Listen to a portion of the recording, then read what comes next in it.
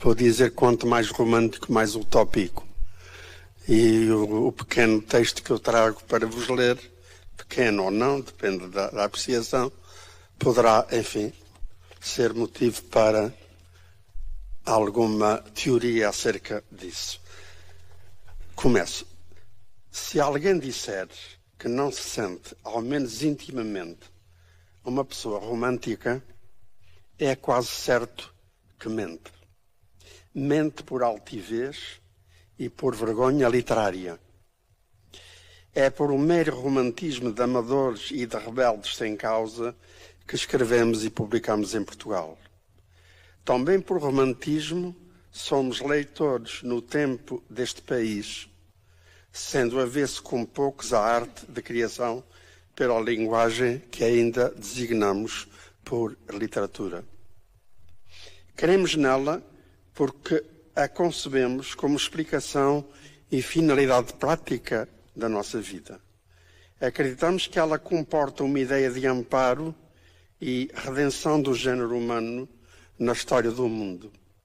A começar por nós, por quantos nos leem e ouvem e pelos que, a nosso lado, caminham nos passos e na vereda do nosso destino. Não deixa de ser curioso associarmos este nosso romantismo às ingênuas ilusões do ser sonhador que vive dentro de nós. Não chega a constituir utopia social, nem doutrina ou estética do pensamento. Também não afronta nem ofende os usos e costumes de ninguém. As senhoras, em geral, gostam de homens românticos, porque não lhes dão trabalho nenhum e ainda por cima quase sempre têm talento e mão para a cozinha. Confesso honradamente que não é o meu caso. Romântico sim, mas cozinheiro é que nem por isso. Penso, todavia, que o termo e o conceito se foram tangendo, delindo, gastando na passagem da literatura para o cotidiano. Do indivíduo romântico, dizemos que não é mais do que um amável e inocente iludido, sendo a glória literária a sua única grande ilusão neste mundo. Que bem corre o romântico, no campo atrás das mariposas. Acaba fatalmente por resvalar na relva e por cair de cabeça no silvedo agreste que delimita a superfície e a propriedade da terra. Só então acorda para a realidade. E vê que afinal tudo permanece intacto e imutável à sua volta. O pior dele está no facto de já não ter emenda possível. Trata-se de um acelerado que não logra atingir o real talento da própria loucura.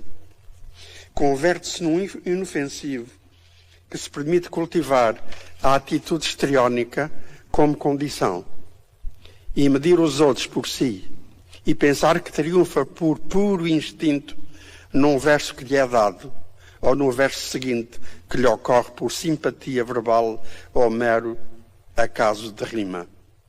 Ao primeiro sinal de ilusão ou esperança, o poeta cede de novo ao sonho e à ânsia de nele acreditar.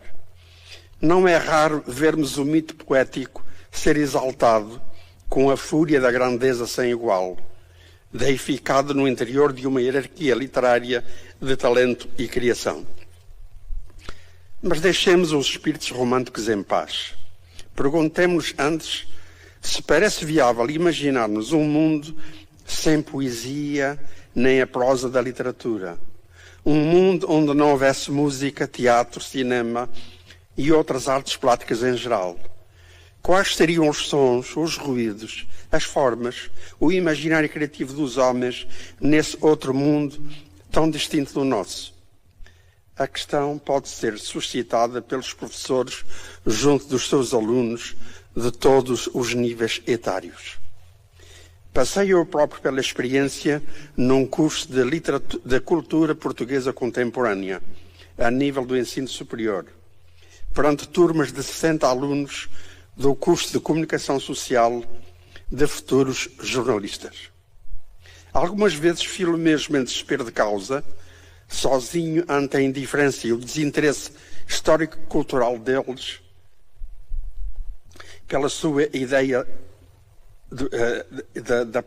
para a sua própria ideia de contemporaneidade. Chamados a debate sobre a criação literária e artística, e tendo-os eu sonhado quanto à eventualidade de virem a trabalhar no jornalismo como divulgadores e críticos das artes e das letras, devolveram-me tão só o silêncio e o embaraço. Em vão esperei por uma ideia, um assentimento, uma frase em defesa da cultura, enquanto finalidade prática na pessoa e na vida futura de cada um deles. Nada. Continuaram de ombros caídos, perdidos no alheamento, em divagação muda entre as paredes neutras de uma sala de aulas. Lívidas e frias, as bocas cerravam-se nessa descrença igualmente silenciosa, sem luz nem paixão, sem o mínimo sinal de lidarem com uma ideia ou uma opinião, mesmo que descomprometida. Deixavam-me a mim a responsabilidade de teorizar, persuadir, exemplificar com nomes, datas, obras e exemplos.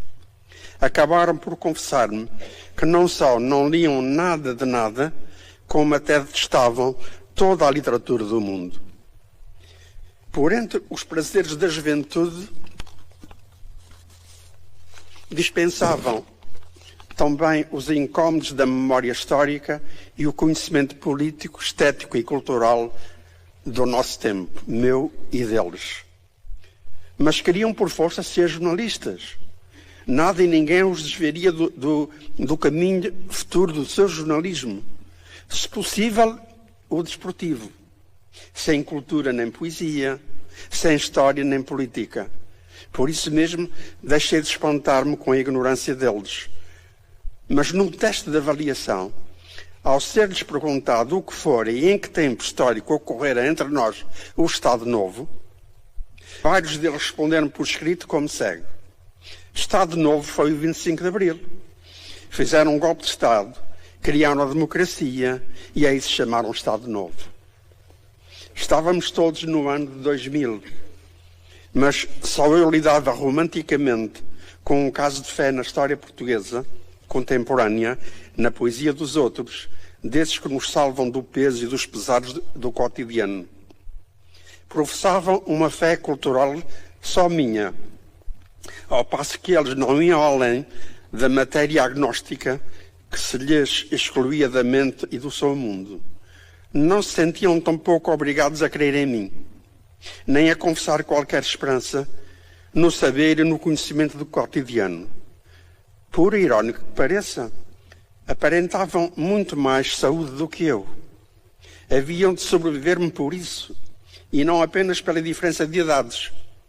Não queriam ser vistos nem achados para nada que lhes viesse de livro algum, de nenhum texto, de um verso que os pudesse iluminar na descoberta da linguagem.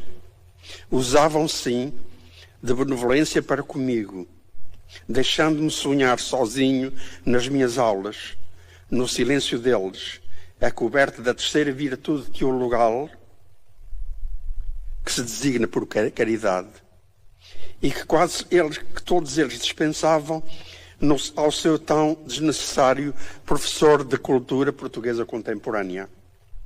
Ali o único romântico era eu em pessoa, não obstante confessar-me avesso a todos os ecos do romantismo literário. Quanto aos alunos, não queriam nada de mim, nem precisavam da graça do meu trabalho docente. Não haveria neles que um homem como eu ainda pudesse salvar. Ponto final, parágrafo. Muito obrigado.